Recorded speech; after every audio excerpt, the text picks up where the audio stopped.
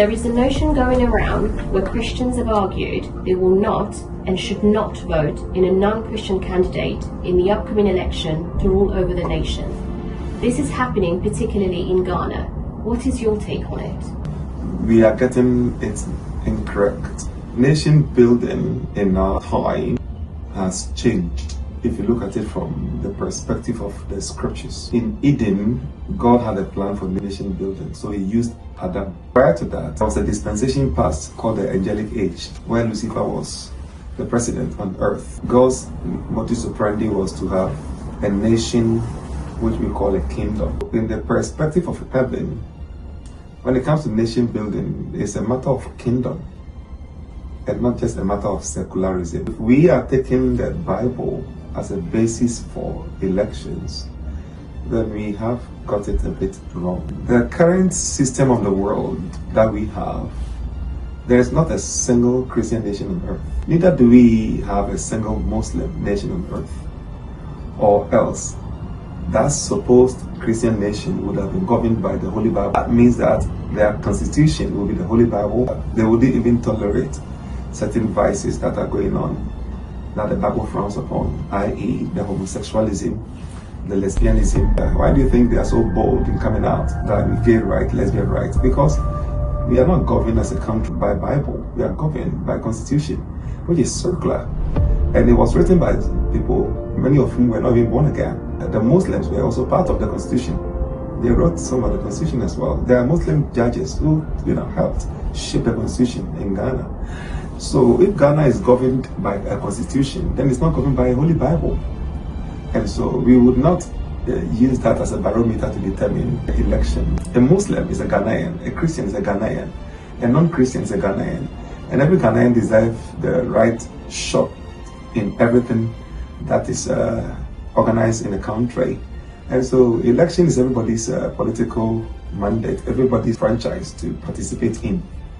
So when we have parties that are vying for power and one candidate is a Muslim, it is not an enough justification to say because he's a Muslim we will not vote for him to rule over us. Nobody rule over anybody as far as democracy is concerned. Democracy is government of the people, for the people and by the people, not by God, of God and for God. And so we should not confuse theocracy with democracy. Ghana hasn't got theocracy yet. We only have democracy. The elements of our constitutions were inspired by the Bible. That doesn't make us a Christian nation. We are not, by the way, a Christian nation. We are a religious nation. Islam is religion, and Christianity is a religion. Jesus didn't establish Christianity, and he was not even the founder of Christianity. It is the West that established Christianity. They made it a religion because for a country to stand, it must have a religion. And for a religion to stand, it must have a god and a goddess. That's why Islam has a goddess and a god, the crescent moon and the star. That's why Catholicism has a god and a goddess, Mary and Jesus. If Christians, we are getting it wrong. I believe they are talking about Dr. Baumia. Dr. Baumia is a Ghanaian.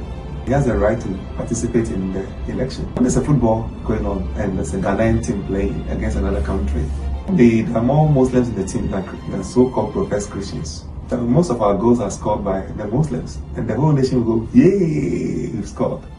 So why is it that the Muslims are only good for football? They are not good for politics. I mean, that's disrespectful. We should stop that. Heaven will back a person whose heart is right with him than over a person whose heart is not right. Politics is policies. Policies affect people.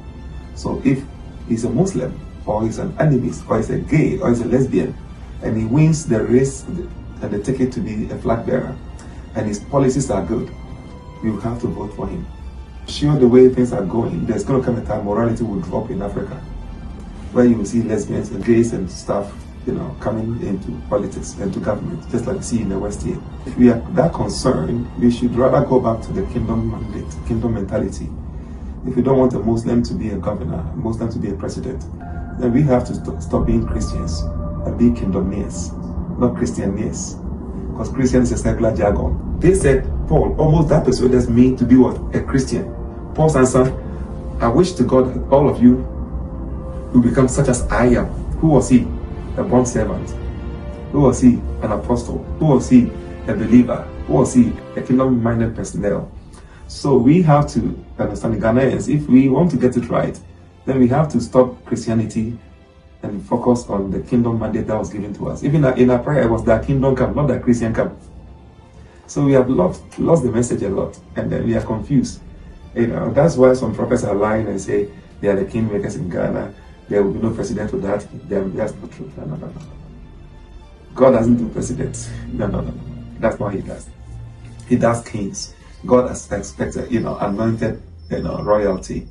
That is why, he chose Adam as a king, and as a priest, and as a prophet. He did the same thing to Noah. He did the same thing to Abraham in a small capacity, and then he did the same thing to Moshe, which is Moses. So we are getting it wrong. We can vote for a Christian. We can vote for a Muslim. Because Christian in this matter as a context based on the way religion is going. So Ghana, we have a religion. We don't have faith. Few of us have the faith, and the rest of them don't have the faith. And so do not confuse faith with Christianity. They are not the same.